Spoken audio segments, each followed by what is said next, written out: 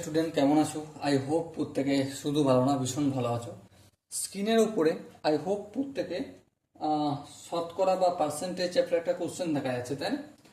So প্রশ্নটা কি বলেছে দেখো, সেটা আমরা মন দিয়ে পড়ি, তারপর অঙ্কটা করবো।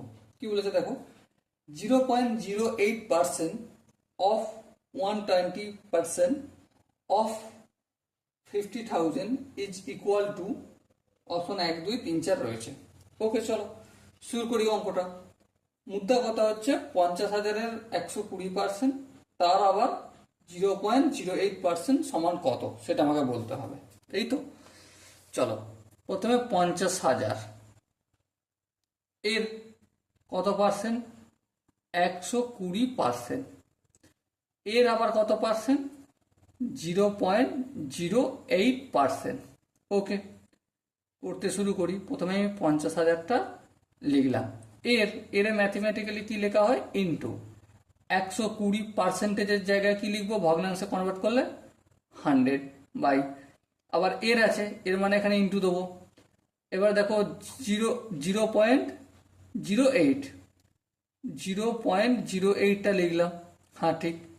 আর এই পার্সেন্টেজটাকে যদি আমি ভগ্নাংশে কনভার্ট করি বাই 100 হয়ে যাবে। বেশ, এবার দেখো একের জায়গায় আমি এই পয়েন্টটাকে তুলবো। পয়েন্টটা যদি তুলি, এখানে পয়েন্টের জায়গায় 1 দেবো। তারপর কি হবে? একটা সংখ্যা দুটো সংখ্যা, তাহলে দুটো শূন্য হবে। ওকে, এই শূন্যগুলো তো থাকবে না তাহলে আর। এবার লক্ষ্য করো, একটা শূন্য দুটো শূন্য, এখানে একটা শূন্য দুটো শূন্য কাটবে। বেশ, এখানে একটা শূন্য দুটো শূন্য, এখানে একটা শূন্য দুটো শূন্য কাটবে। বেশ, এখানে এ একটা শূন্য, এ একটা শূন্য কাটলো। 5 1 5, 5 2 10, 2 1 2, 4 2 8, 4 আর 12 গুণ করলে কত হয়? 48। ওকে, সো দেখো এখানে যে চারটে অপশন আছে, তার মধ্যে কোন অপশনটা ঠিক? অবশ্যই অপশন 2 নম্বর অপশনটা ঠিক।